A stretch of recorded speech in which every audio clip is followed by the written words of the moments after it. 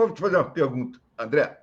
Qual é a diferença que você vê do Sampaoli, do time do Sampaoli, para o time do Vitor Pereira? Eu acho que é justamente uma coisa que ele está tentando fazer, que é certa, mas não está conseguindo fazer acontecer, que é o time ser menos apressado com a bola. O problema é que o time fica lento demais. Trabalhar a bola é interessante, até porque o time está cansado, né? Tá desgastado, é coerente. Tipo, pô, eu estou esfolando esses caras no treino, então no jogo vai ter um momento de acelerar e desacelerar, né?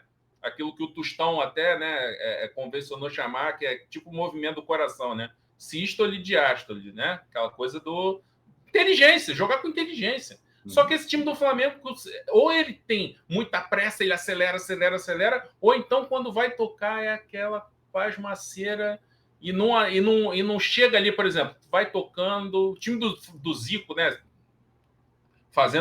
Tirando toda a comparação, é só nesse aspecto que eu quero ressaltar. O Flamengo do Zico, às vezes, estava tocando, né? Andrade, Júnior, Leandro e tal, voltava no Marinho, no Moza, daqui a pouco a bola vinha no Zico e pá! Metia um lançamento, alguém saía na cara do gol. É a coisa do saber acelerar, saber meter a bola, saber tomar a decisão para surpreender o adversário. Esse time do Flamengo não. Ou ele é aquela coisa apressada e tal, bola na lateral, cruzamento e tal, ou então é esse toque.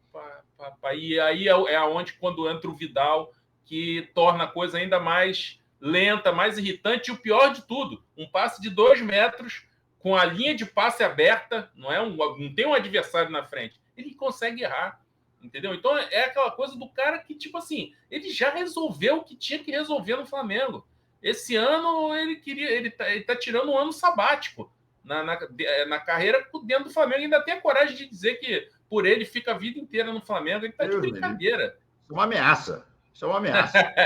Agora, olha aqui, vou te falar do time do Zico, que eu cobri, acompanhei. Eu vi o time do Zico fazer jogos no país inteiro, no exterior. Eu era o repórter responsável pela cobertura. O time do Zico se movimentava brutalmente. O Tita, às vezes, estava pela direita, começava pela direita, quando se olhava, o Tita estava na esquerda, e o Lico na direita. O Nunes caía pela esquerda e entrava em facão. O Adílio chegava. Era um time de altíssima rotatividade. Tocava a bola, sim, tocava, até porque todos os jogadores eram técnicos, né? O único jogador que não era tão técnico assim era o Marinho, o zagueiro. Os outros todos de linha eram extremamente técnicos. Mas era um time que tocava a bola e o ataque rodava. Os espaços apareciam. E, além disso, você tinha um gênio, que era o Zico, para meter essas bolas. Além de Adílio saber meter bola magnificamente, Andrade chegar batendo para dentro para o gol. Enfim. E os laterais, meus amigos. Os laterais. O que falar de Leandro e Júnior, né? Então, era um time extremamente rotativo e ofensivo. Esse time atual, ele fica tocando bola e você olha para frente e está todo mundo parado lá na frente, André. Para tocar a bola e encontrar o passe, você tem que mudar de posição, você tem que abrir. O Pedro está com 2, o Pedro cai para a esquerda e o Gabigol entra. Assim você vai abrir espaço. Não é o Gabigol voltando e fazendo o que ele faz, que é receber a bola e devolver para quem passou. É só isso que o Gabigol faz. Ou então meter aquele passe na segunda trave, que, se não for para o Pedro, não adianta, porque não tem ninguém com altura para cabecear.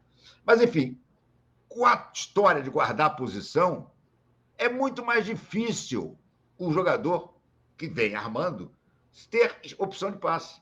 Ainda mais quando esses caras são o Davi Luiz, o Fabrício Bruno, ou o Léo Pereira, ou, no máximo, o Thiago Maia. Se não houver rotatividade lá na frente, não vai abrir espaço. O time do Guardiola guarda a posição, mas o time primeiro olha a categoria dos jogadores, né?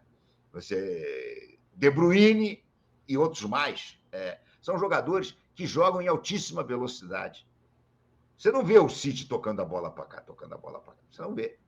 Não vê. Então, cara, o jogo posicional, para dar certo, você tem que ter muita velocidade.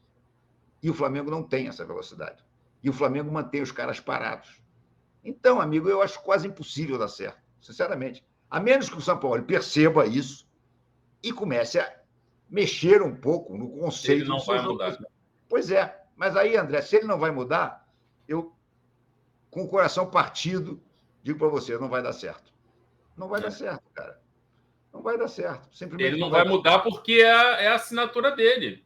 Ele não vai mudar a assinatura dele, porque aí entra essa loucura que a gente conversa sempre aqui, né?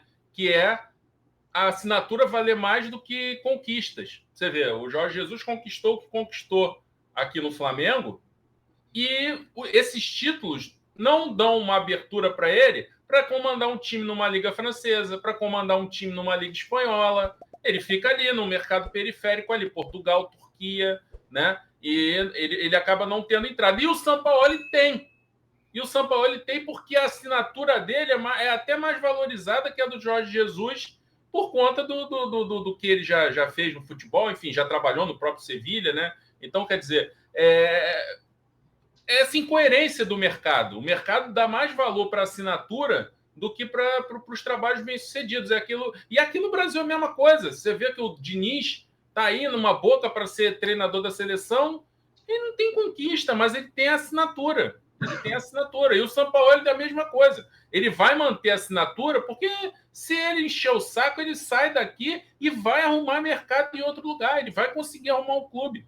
Porque as pessoas querem a assinatura, a grife Sampaoli. E a grife não tem relação com conquista. O Abel Ferreira, com o trabalho que ele está fazendo aqui, era para ele ser muito mais assediado do que ele é. Só que a questão toda é o seguinte: ele chegou aqui, entendeu como funciona o futebol brasileiro e se adaptou. E tirou um pouco da assinatura. O time dele tem a cara dele, mas ele não tem uma assinatura tipo. O Palmeiras não tem uma assinatura tipo exportação. O Abel não tem uma assinatura tipo exportação. E por conta disso, ele não é tão assediado. Agora estão falando de PSG, não sei se isso tem fundamento, mas ele não é tão assediado quanto poderia ser. Você vê, o Jorge Jesus fez o que fez aqui, o Benfica veio buscar. Né? E veio buscar com proposta pesada. O Abel ninguém faz.